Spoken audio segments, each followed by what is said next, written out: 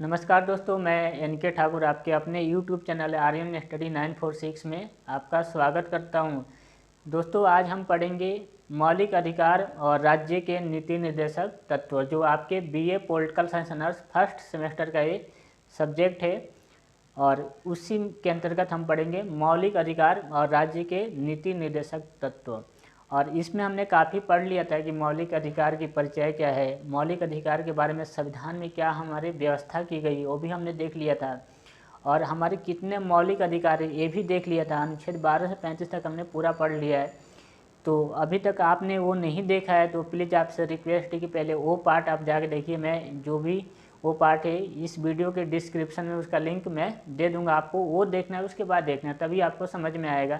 और आज हम पढ़ेंगे मौलिक अधिकार की विशेषताएं और आलोचना। मौलिक अधिकार की क्या विशेषता है और क्या आलोचना है, तो ये आज हम पढ़ेंगे। लेकिन वीडियो शुरू करने से पहले आपसे रिक्वेस्ट है कि प्लीज़ अगर अभी तक आपने मेरे इस चैनल को सब्सक्राइब नहीं किया है तो प्लीज़ चैनल को सब्सक्राइब कर लीजिए, और इस वीडियो को ज़्यादा से ज़्यादा शेयर करना है, कमेंट करना है और लाइक करना है।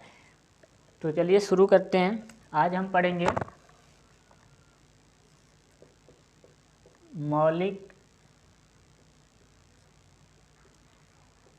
अधिकार, और हम क्या देखेंगे इसमें विशेषताएं इसके देखेंगे और आलोचना।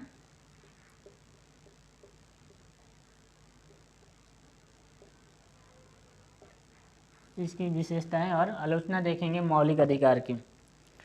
तो सबसे पहले हम इसकी विशेषता देखते हैं। तो एक आप हेडिंग बनाएंगे, पहले तो यही हेडिंग बनाएंगे, मौलिक अधिकार की विशेषता। मौलिक अधिकार की विशेषता एक हेडिंग होनी चाहिए आपके पास। मैं यहाँ लिख देता हूँ, मौलिक अधिकार की विशेषता। और इसके अंतर्गत हम पढ़ेंगे। सबसे पहले इसकी विशेषता मैं लिख देता हूँ, उसके बाद एक एक करके आपको मैं समझाऊंगा। सबसे पहले कि मौलिक अधिकार की क्या है, विस्तृत व्याख्या, चाहे इसके जगह वर्णन भी आप लिख सकते हैं, विस्तृत व्याख्या वर्णन। दूसरे की नकारात्मक और सकारात्मक दोनों हैं मौलिक अधिकार। नकारात्मक और सकारात्मक दोनों हैं। तीसरा लिखेंगे आप, राज्यों के निकाय पर प्रतिबंध, राज्य के निकायों पर प्रतिबंध। नेक्स्ट आप लिखेंगे नागरिकों और विदेशियों में अंतर किया गया है। विदेशियों में अंतर। नेक्स्ट लिखेंगे आप कि जो अधिकार है, अधिकार निरंकुश नहीं है, निरंकुश नहीं है। उसके बाद आपको लिखना है कि अधिकारों को लागू करने की संवैधानिक व्यवस्था, संवैधानिक व्यवस्था की गई है। अधिकारों को लागू करने की संवैधानिक व्यवस्था की गई है। और एक और आप लिख लेंगे कि हमारे यहाँ प्राकृतिक अधिकारों को स्वीकार नहीं किया गया है।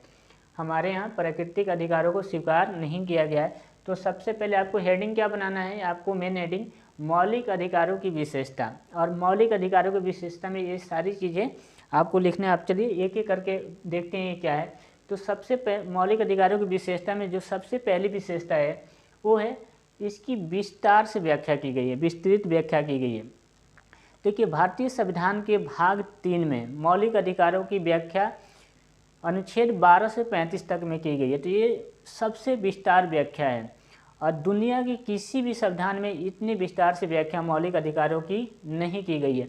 और इसकी विस्तार के आखिर इतना विस्तार क्यों हुआ है, चाहे इतना बड़ा हमारा मौलिक अधिकार क्यों हुआ, तो इसका कारण ये है कि हमारे यहाँ मौलिक अधिकार तो लिखे ही गए हैं, साथ ही साथ उसके जो सीमाएं हैं, जो अपवाद है, वो भी साथ में लिख दी गई है। सीमाएं का मतलब कि हम क्या कर सकते हैं क्या नहीं कर सकते, क्योंकि मौलिक अधिकार का असीमित नहीं है।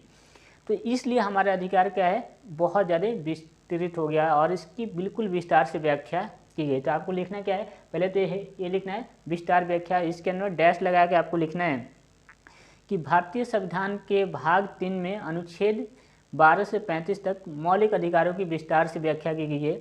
भारतीय संविधान में जितनी विस्तार से इसकी व्याख्या की गई है उतनी विस्तार से दुनिया के किसी भी देश में इसकी व्याख्या नहीं की गई है। भारतीय संविधान में मौलिक अधिकारों के साथ साथ उसकी सीमाएं चाहे अपवाद भी साथ में लिख दिए गए हैं। तो इसमें इतना लिखना है। दूसरा ये सकारात्मक और नकारात्मक दोनों प्रवृत्ति का है। सकारात्मक भी, इसका स्वरूप क्या है, नेचर क्या है, सकारात्मक भी है और नकारात्मक, नेगेटिव और पॉजिटिव दोनों है। तो नकारात्मक का मतलब क्या होता है कि ये कुछ चीज़ों को रोकता है, कुछ करने से हमें रोकता है। जैसे ये अनुच्छेद जो 14 है उसमें चाहे जो 19 है उसमें क्या है, कुछ करने से रोकता है कि हाँ, इसमें बताया गया है कि कानून के समक्ष सभी समान हैं, ठीक है। इसमें राज्य को मतलब किसी को विशेष छूट देने से रोकता है। इसमें कहा गया है कानून के समक्ष समानता, कानून के सामने सभी समान है और किसी व्यक्ति को विशेष छूट देने से रोकता है। तो ये नकारात्मक है। यहीं पे कुछ चीज़ों को देता है, ये मौलिक अधिकारों के तहत कुछ चीज़ें प्राप्त होती हैं। जैसे स्वतंत्रता के जो अधिकार है, अनुच्छेद 19 में जितनी बातें कही है कि व्यक्ति को व्यापार करने की स्वतंत्रता है, कहीं भी रहने की स्वतंत्रता है, घूमने फिरने की स्वतंत्रता है, ये सब क्या है कि ये सकारात्मक है, कुछ करने का आदेश देता है। तो इसलिए हम लिख सकते हैं कि ये सकारात्मक और नकारात्मक दोनों। नकारात्मक में कुछ चीज़ों पे प्रतिबंध लगाता है, जैसे अनुच्छेद 14, और कुछ चीज़ों को सकारात्मक में कुछ चीज़ों को करने का आदेश देता है, जैसे अनुच्छेद 19 लिख सकते हैं आप। तो इसके अलावा राज्यों के निकायों को प्रतिबंध है। राज्य के निकाय क्या, निकाय मतलब संस्थाएं होती है, जो उसके विभाग होते हैं, उसको राज्य की निकाय कहते हैं। और राज्य में क्या होता है, सरकार को चाहे उसके संस्थाओं पे रोक लगाता है। कैसे रोक लगाता है, जैसे अनुच्छेद 13 में कहा गया कि कोई भी सरकार चाहे वो राज्य सरकार हो या केंद्र सरकार हो, चाहे उससे संबंधित कोई संस्था हो, कोई ऐसा कानून नहीं बनाएंगे जो मौलिक अधिकारों का उल्लंघन करता हो। अगर उन्होंने ऐसा कानून बना दिया तो उस कानून को संविधान के द्वारा जो अधिकार दिया गया है सुप्रीम कोर्ट को, वो सुप्रीम कोर्ट उस कानून को ही रद्द कर देता है, क्योंकि वो मौलिक अधिकारों को उल्लंघन होने से बचाता है। तो इसमें लिखना क्या है कि जो अधिकार है वो सरकार के निकाय पे प्रतिबंध लगाता है। एक हेडिंग बनाना है, उसमें लिखना है कि अनुच्छेद 13 के तहत सर्वोच्च न्यायालय अगर किसी राज्य के द्वारा मौलिक अधिकारों का उल्लंघन किया जाता है, चाहे उसके संस्थाओं द्वारा उल्लंघन किया जाता है, तो उस कानून को ही ख़त्म कर दिया जाएगा। तो इसमें इतना लिखना है। उसके बाद नागरिकों और विदेशियों में अंतर किया गया। हमारे यहाँ नागरिकों में और विदेशियों में अंतर किया गया है। इसका मतलब क्या है कि नागरिक कौन होता है, नागरिक वो होता है जो अपने देश का निवासी होता है और उसको सारे राजनीतिक और सामाजिक अधिकार मिलते हैं। नागरिक कौन होता है, जो अपने देश के निवासी होता है और उसको सारे राजनीतिक और सामाजिक दोनों अधिकार मिलते हैं, वही नागरिक हो सकता है। लेकिन विदेशी क्या है, अपने देश में निवास करते होंगे लेकिन उनको क्या होता है कि राजनीतिक अधिकार नहीं मिलते हैं, कुछ अधिकार उनको नहीं मिलते। इस तरह से दोनों में अंतर होता है। तो हमारे यहाँ नागरिकों और विदेशियों में अंतर किया गया है और कुछ अधिकार नागरिकों को दिए गए हैं और कुछ अधिकार विदेशियों को भी दिए गए हैं, ठीक है। तो जो कुछ अधिकार जो विदेशियों को नहीं मिले वो क्या है, एक तो अनुच्छेद 15-16 में जो भी अधिकार दिए गए हैं, अनुच्छेद 15, 16, 29, 30 और 19, अनुच्छेद 15, 16, 19, 29, 30, ये इसमें जो भी बातें कही गई हैं वो सिर्फ भारतीय नागरिकों को मिला है, ये अधिकार विदेशियों को नहीं दिया गया है। तो आपको ये ध्यान रखना है। इसमें लिखना क्या है कि भारतीय संविधान के द्वारा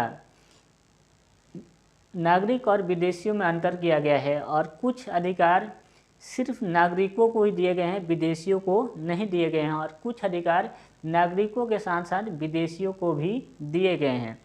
जैसे अनुच्छेद 15, 16, 19, 29 और 30 ये सिर्फ नागरिकों को दिए गए हैं, विदेशियों को नहीं दिए गए हैं। तो इसमें आपको इतना लिखना है। इसके बाद अधिकार निरंकुश नहीं है। मतलब अधिकार क्या है, निरंकुश नहीं है।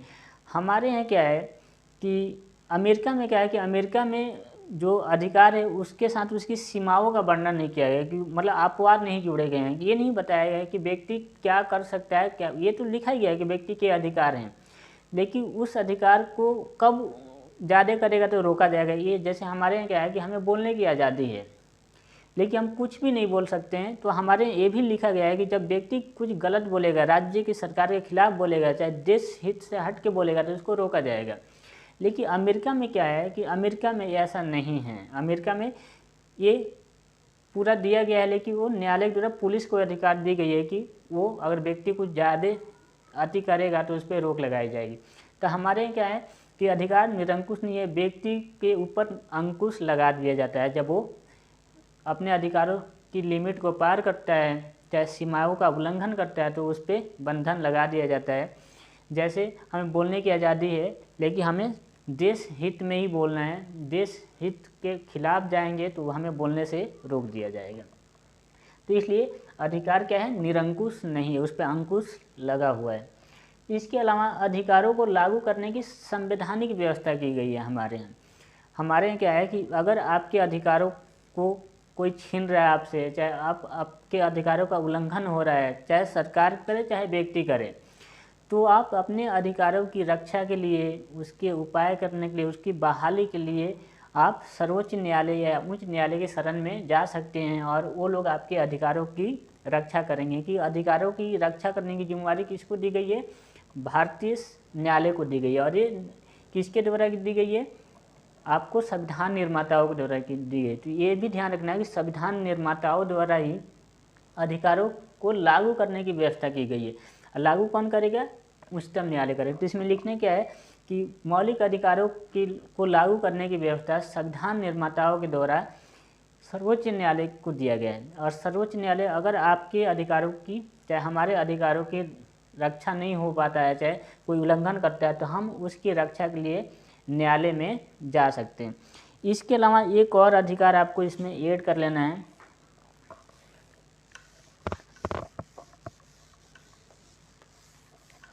और वो है हमारे यहाँ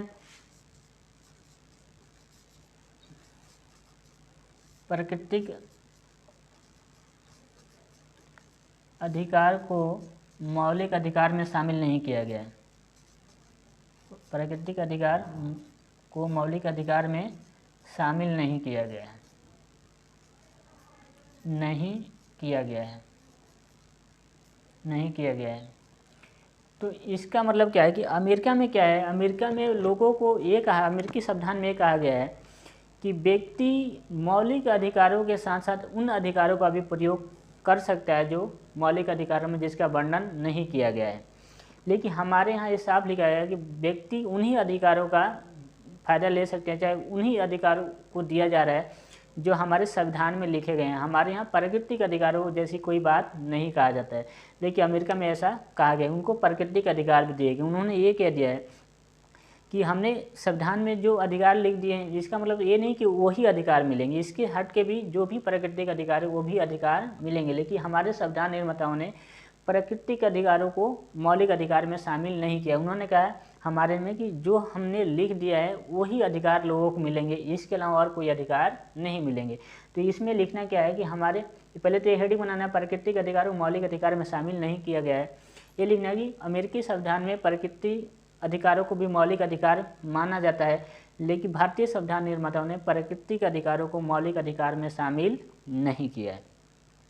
तो ये हो गया संविधान की जो हमारे मौलिक अधिकार है उसकी विशेषता हो गई। तो इसमें आपको इतनी चीज़ें लिखनी है विशेषता में।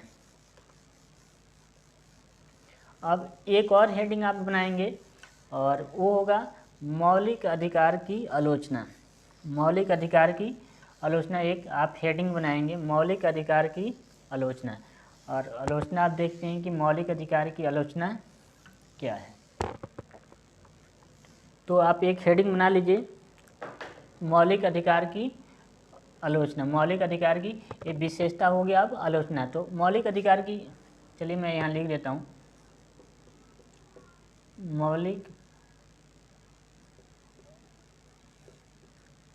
अधिकार की आलोचना। एक हेडिंग आप ये बनाएंगे, ये आपका मेन हेडिंग होगा। और इसके अंतर्गत हम देखेंगे सबसे पहले कि इसकी आलोचना क्या है। तो पहली आलोचना की हमारे मौलिक अधिकार पर व्यापक सीमा लगाया गया है, व्यापक सीमाएं लगाई गई हैं, ठीक है। दूसरी बात, अभी एक एक करके देखेंगे क्या होता है। दूसरी बात कि कोई सामाजिक और आर्थिक अधिकारों की बात नहीं की गई है, की बात नहीं है। अगला लिखेंगे आप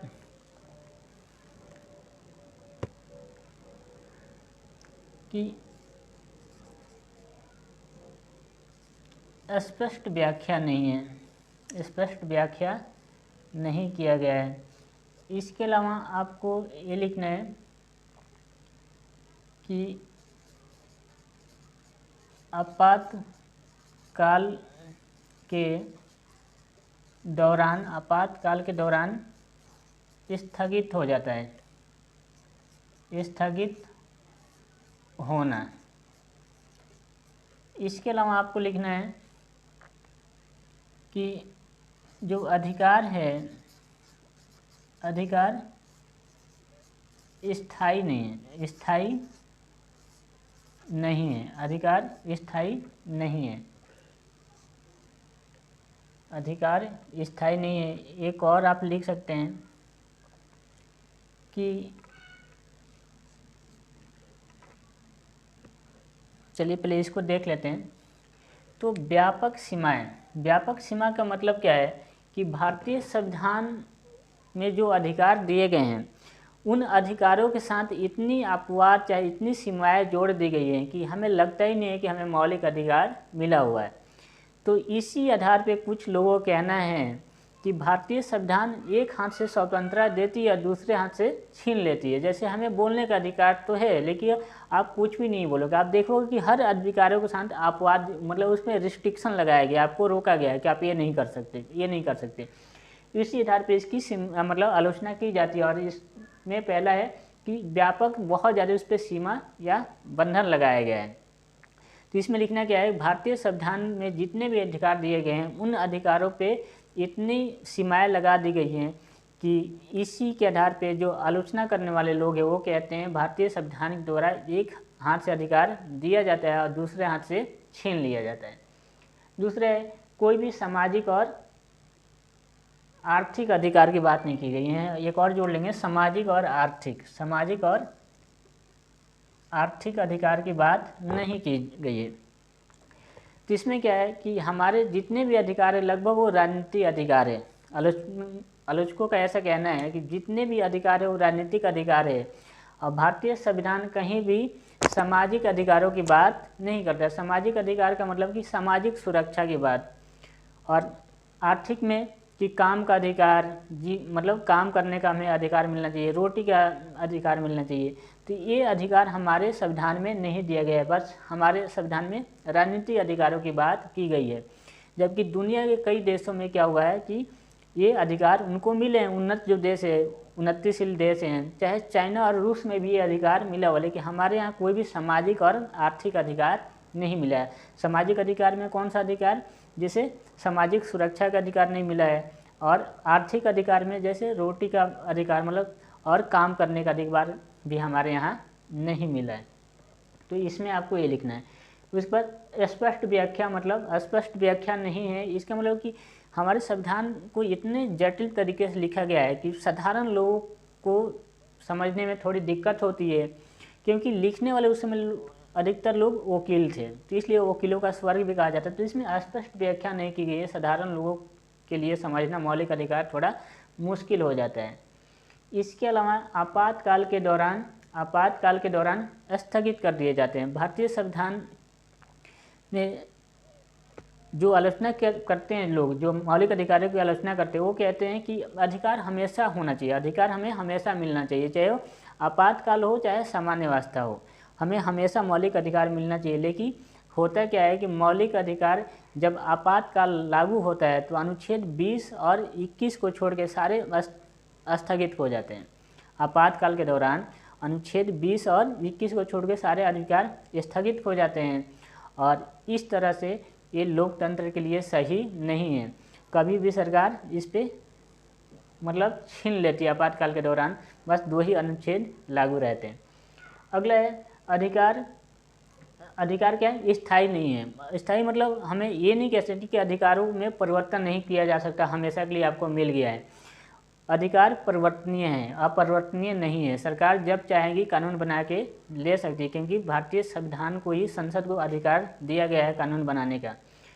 तो इसमें ये भी है, जैसे संपत्ति का अधिकार ले लिया गया, तो ऐसे ही इसमें भी हम कह सकते हैं कि अधिकार क्या है?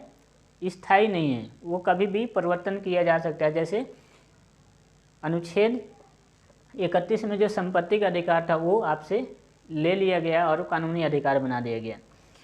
तो ये इसकी क्या है? आलोचना है, और आलोचना में आपको ये चीज़ें शामिल करनी है। इसके अलावा क्या है कि जो अधिकार हैं, हमें अधिकार एक सीमित रूप से ही मिलना चाहिए, ठीक है, एक सभ्य देश में। तो इसके नीचे आप निष्कर्ष में लिख सकते हो कि अधिकार सीमित रूप से ही मिलते हैं। एक सभ्य समाज में हमें सीमा के अंदर रह के अधिकारों को पालन करना है। बेशक ये आलोचनाएँ की गई हैं, इसकी कुछ ज़्यादा महत्व नहीं इन आलोचना की, लेकिन आपको ये आलोचना लिखनी है। एक बार और बता दें, व्यापक सीमाएँ लगाई गई हैं, कोई सामाजिक और आर्थिक अधिकार नहीं दिए गए हैं, स्पष्ट व्याख्या नहीं की गई है, ठीक है, स्पष्ट व्याख्या नहीं की गई है।